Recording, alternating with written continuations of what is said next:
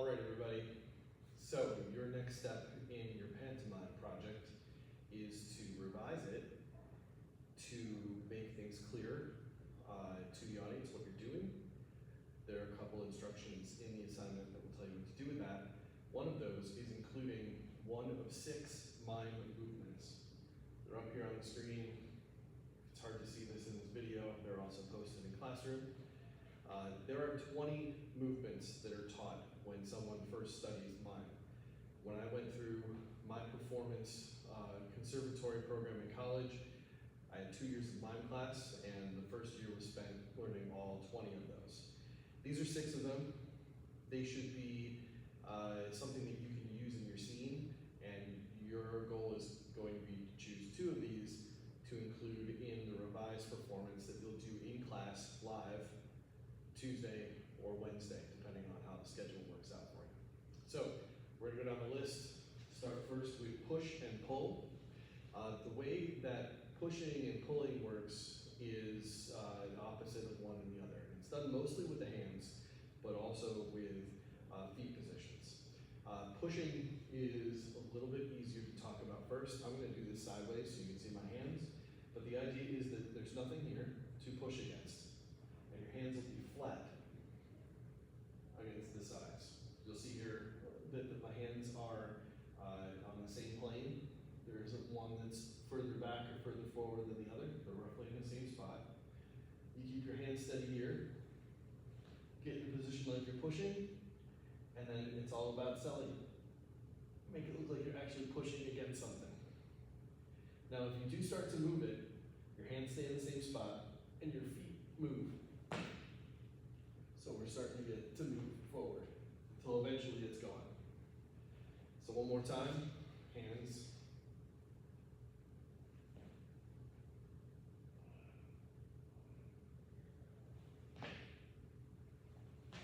And it's gone. All right. Next is pull. Pull works, same idea, but the other direction. And also you need to grab onto something to pull it. Usually we think about pulling a rope, and the way we do that is with Lego hands. So your hands form something like C's, like a Lego minifigure. And you're going to have that located across from one another. So that with pushing, our hands are on the same plane, but this one, one's closer to you, one's further away, and you want to maintain a little bit of distance. All right, if we were holding an actual rope, it would be there in the middle of our hands. Our hands would close around it, but because we don't have anything, we need a little bit of an opening. We make it bigger so the audience can see it. It's helpful if you use your feet first, same position like the push, except now you're gonna grab the rope. Usually it's the hand that's out furthest, goes first, second hand comes here, and then you pull back. Now, if you're going to actually pull this towards you, it'll be where your hands come towards you first, and then the hand closest to your body goes and reaches around again to the rope. You lean into it, and grab the other edge, and then pull again.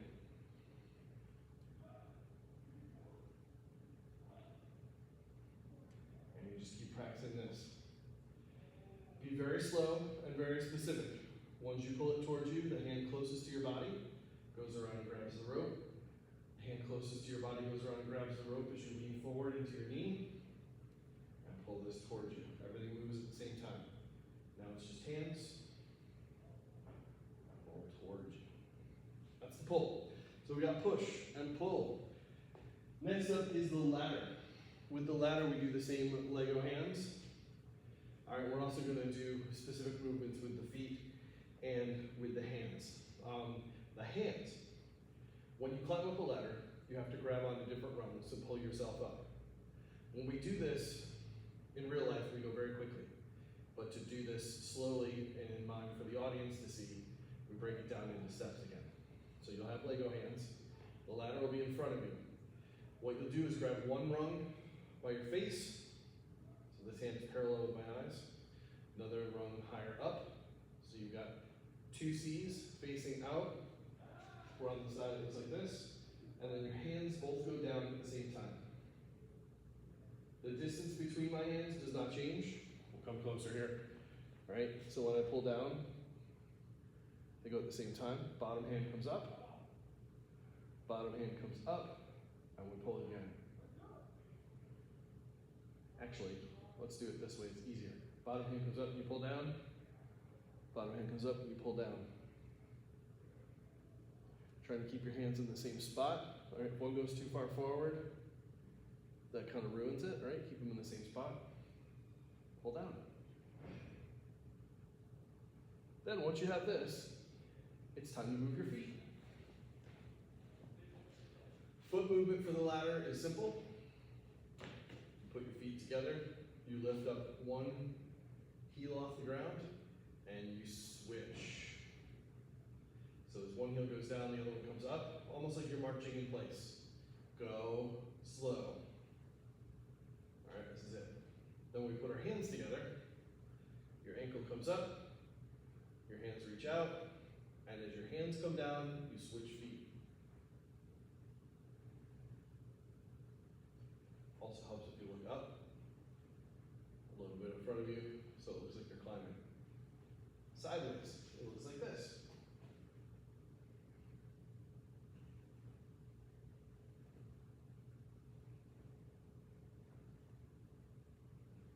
You see I'm going slowly to give the illusion that I'm climbing. If I go too fast, it doesn't look like anything, all right? Take the steps and go slow. That's the ladder. Halfway through. Now the wall is something that you think of when you think of mimes.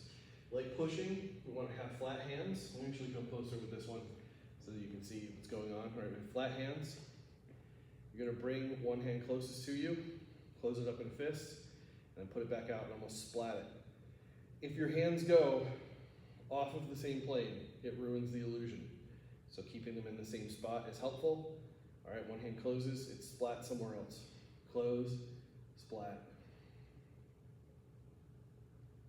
Now, it helps here not to look at your hands. It's kind of counterintuitive, right? But if you look sort of in front of you, like you're seeing the invisible wall, that will help.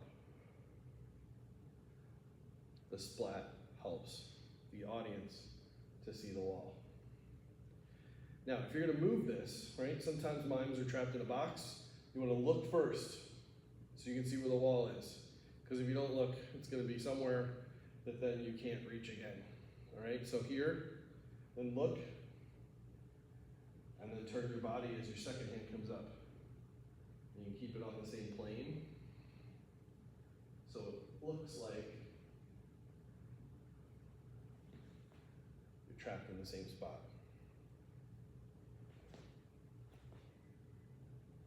My hand actually wasn't flat enough there. Kind of ruins the illusion a little bit. All right, that's the wall. If you wanted to move with it, your feet just cross over. All right, so if you stand kind of like you're getting ready for baseball, softball, feet are under your shoulders. All right, as you're splatting, you might go a little bit further than your shoulder. Get your hands on the same spot, almost like your thumbs are touching. And then as you move, your one leg crosses over the front. And then as your back leg comes over, your hands are going to turn, just at the wrists. So it's here.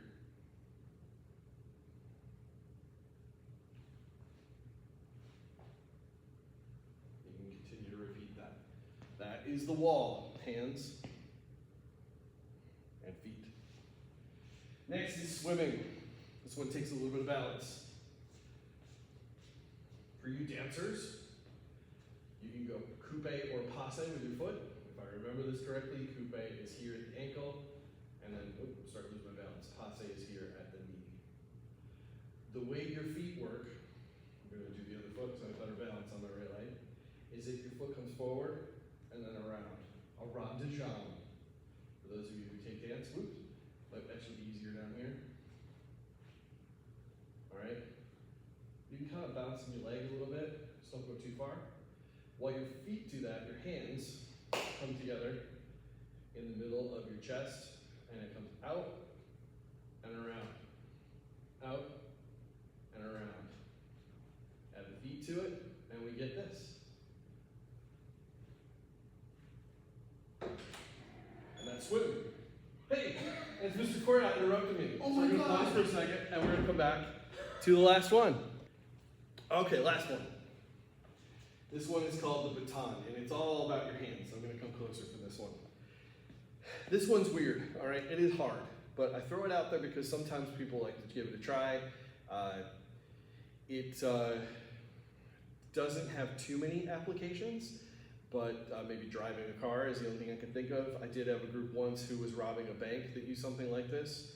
If any of you have digging for gold, that might be an interesting step forward. But take your hands again, Lego hands, like this, but they come together in front of you, roughly right where your shoulders are. And what you do is you draw out the baton. If any of you run track and do the relay, and you pass off the baton to someone else, that's what this is. Because mime is a French art form. It originated in France, so baton is the word for stick, basically. The batons up above were named that because of the batons. They were bars. Anyway, you draw the baton, and your right hand, and I'm going to do this backwards in the mirror, your right hand releases and comes up underneath. So now you have one hand from the front and one underneath grabbing the same stick. If you don't go further than your shoulders, this will stay in a spot where it's easier to move. Your bottom hand, or the hand facing forward, will always shift to the bottom. So to turn this, we go like this. And then your bottom hand comes up to grab here, and then your top hand goes down to grab here, and we turn it again. Bottom hand to the top hand to the bottom, turn, bottom hand to the top hand to the bottom, turn. We keep repeating this. Bottom hand always goes first, top hand goes next. That movement I just did too is the one that confuses people. Just remember that the bottom hand moves first. Bottom hand, top hand. All right? Sometimes as you get used to it, you can go a little bit faster. And it's just all about keeping space. All right? There is nothing between my hands, of course, but if I'm doing this well, and I'm taking the time to show you the movement, it may actually look like I have something in my hands. All right, and then as far as how you get out of here, you just back away, you take it, throw it away, up to you. Those are the 6 movements: pushing, pulling, wall, swimming, the ladder, and the baton. You're gonna choose 2 of those and add those to the scene that you just did, so that when you do your revised performance, 2 of those movements show up. You may not have anything to push or pull, or things to climb over, or to move to the side or that stop you. So it's up to you to figure out how can you adapt those movements and put them into your scene, and we'll see what happens. All right? Break a leg.